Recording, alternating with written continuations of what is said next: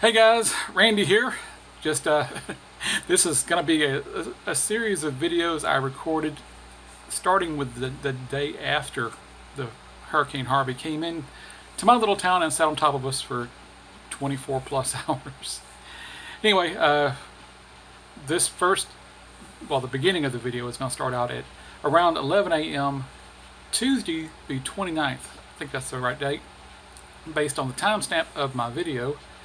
And just kind of show you a progression of how the water slowly came up in my neighborhood and up into my yard and on into the house and out the back door. And I'm not sure exactly how many of these videos I will splice together to show the progression.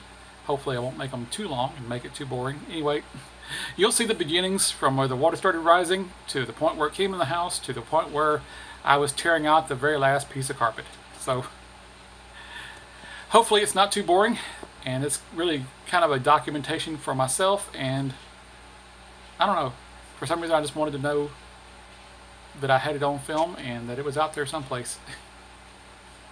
So as always, if you would, drop me a comment, share my videos, and yeah, I will talk to you later.